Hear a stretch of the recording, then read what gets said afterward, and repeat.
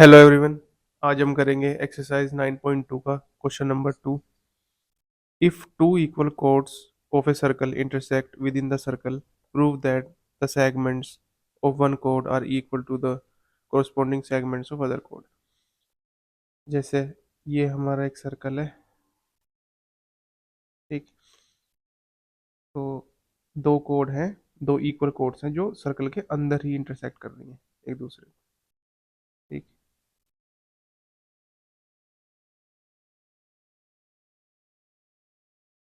ये मैं सेंटर मान रहा हूँ ओ, ठीक। ये एक ए बी हो गया, को ए बी मान लेते हैं, इसको मान लेते हैं सी डी, और ये एम पे इंटरसेक्ट कर रही है, ठीक। तो एक हम कंस्ट्रक्शन करेंगे इसमें, एक तो हम परपेंडिकुलर डालेंगे सी डी पर, और एक डालेंगे ए बी पर।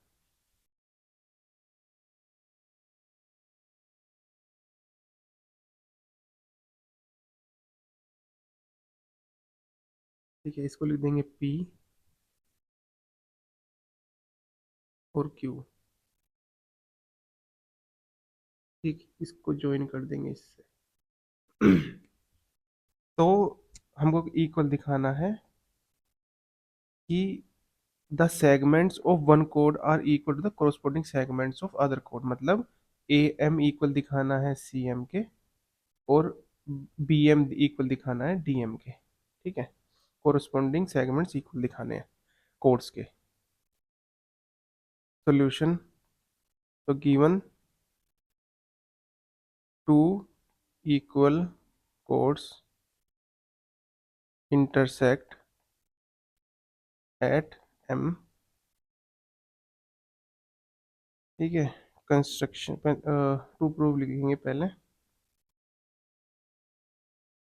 टू प्रूव कि A M equal to C M and B M equal to D M, ये इक्वल दिखाना है, ठीक। कंस्ट्रक्शन, कंस्ट्रक्शन में हमने करा कि ओ पी परपेंडिकुलर डाला ए बी पर, एंड ओ क्यू परपेंडिकुलर डाला, ओ क्यू परपेंडिकुलर डाला सी डी पर, ठीक है। तो सबसे पहले हम करेंगे इन दोनों ट्रायंगल को कॉन्ग्रेंट प्रूफ। तो in triangle P O M and triangle Q O M, ठीक है। तो सबसे पहले ओ एम दोनों में कॉमन है, O M equal to O M common, ठीक है। इसके बाद देखो इक्वल इक्वल कोर्स जो होती हैं वो इक्वी डिस्टेंस होती हैं सेंटर से, तो मतलब O Q equal to O P, O P equal to O Q. Reason, equal chords are equi distant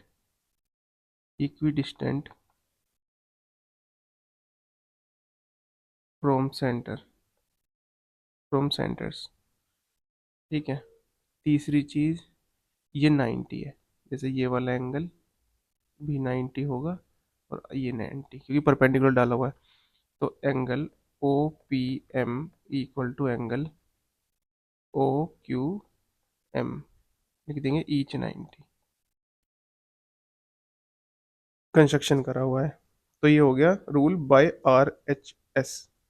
जैसे कि एक एंगल 90 डिग्री का हो गया, 90 के सामने वाली हाइपोटेनियस भी इक्वल दिखा रखी है हमने ओ एम, और एक ये साइड हो गई O M O P equal to O Q. तो by R H S rule, triangle P O M congruent to triangle Q O M, ठीक है। तो बाय सीपीसीटी कह देंगे कि O P O O, by CPCT हो जाएगा कि P M equal to Q M, P M equal to Q M by CPCT, by CPCT. तो ये तो फर्स्ट इक्वेशन मान लेंगे। अब ए बी इक्वल है सी डी के, ये तो गिवन है इक्वल कोड्स है, ठीक, इक्वल कोड्स है, तो इस मल्टीप्लाई कर देंगे हाफ की, multiply by half both the sides,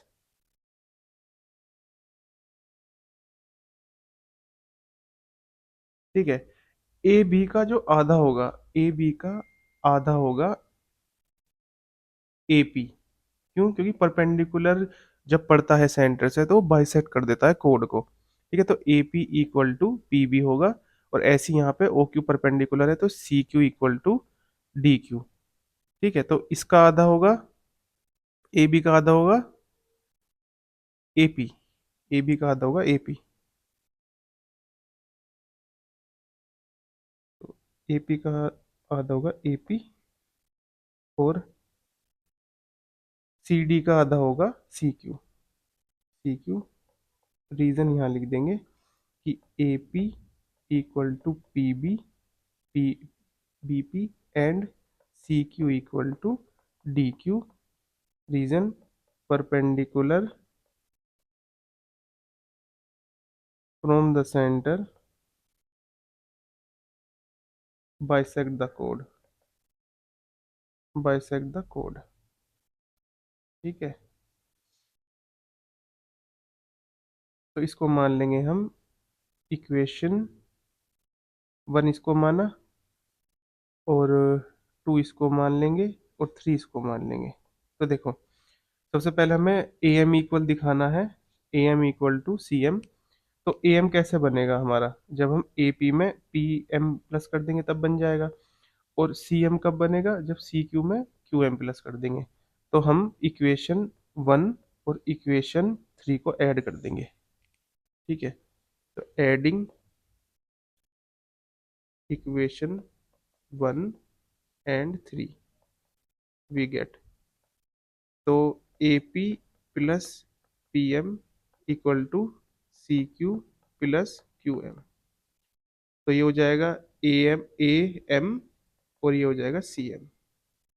तो एक तो ये चीज प्रूव करनी थी हमें, ठीक है, एक चीज ये प्रूव होगी। फिर इसके बाद एक हमें प्रूव करना है कि B M equal to D M, ठीक है। तो ये इक्वल कब होगा? जब मैं ए बी में से ए एम माइनस कर दूं तो बी एम आ जाएगा, सी डी में से सी एम माइनस कर दूं तो डी एम आ जाएगा। तो इसका मतलब इक्वेशन टू को माइनस करना पड़ेगा इक्वेशन, अब इसको हम फोर मान लेंगे, फोर इक्वेशन को, ठीक है, फोर मान लेंगे इसको। Subtract equation four from equation one, two, to equation two we get, ठीक है। तो टू में से फोर को माइनस करना है, तो A B minus A M,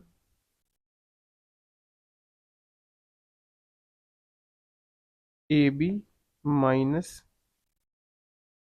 minus A M and C D minus C M.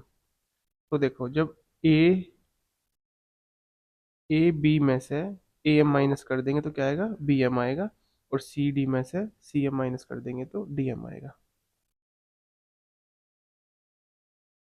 तो B M equal to D M,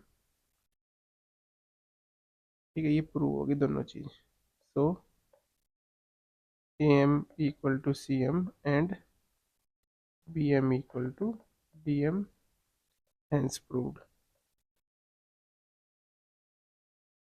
ठीक है। Next question.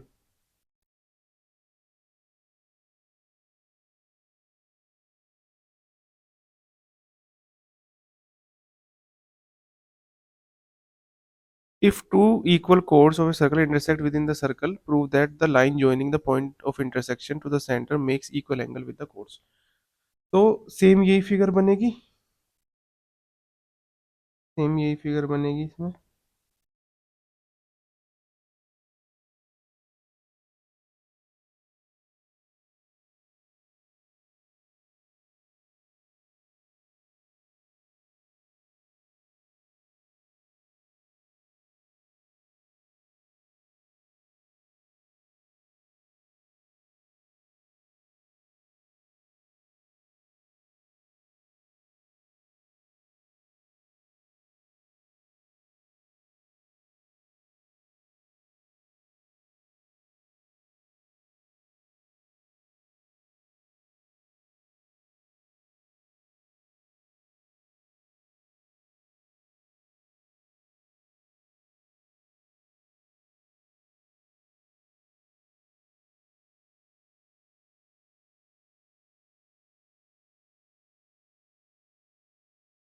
तो इसमें हमें इक्वल दिखाना है कि जो हमारा line joining the point of intersection to the centre, तो ये वाली जो लाइन है जो पॉइंट ऑफ इंटरसेक्शन और सेंटर को जो ज्वाइन कर रही है, ये कोड्स के साथ इक्वल एंगल बना रही है। ठीक है, मतलब हमको ये दिखाना है कि ये वाला एंगल इसके इक्वल है, ये हमें प्रूव करना है इस क्वेश्चन में। ठीक है, तो सेम वही करेंगे, इस वाले ट्रायंगल को और इसको कॉन्ग्रुएंट प्रूव करेंगे। ठीक है, तो सबसे पहले गिवन गिवन तो two equal chords of a circle whose center is O intersect at M। ठीक है, टू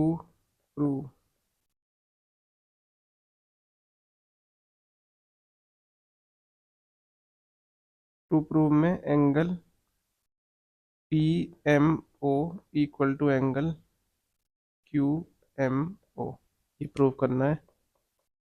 ठीक है, कंस्ट्रक्शन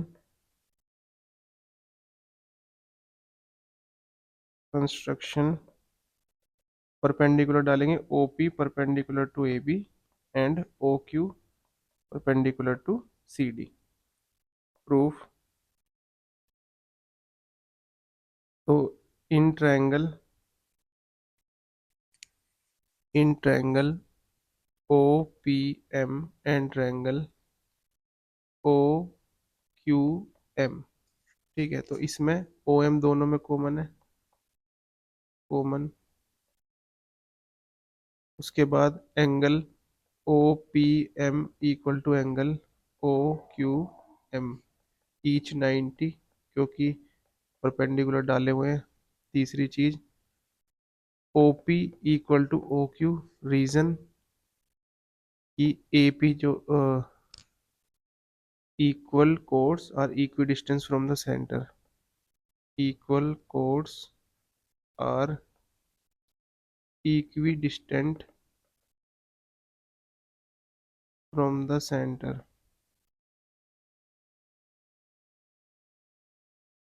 ठीक है, तो रूल हो गया ये by R H S rule.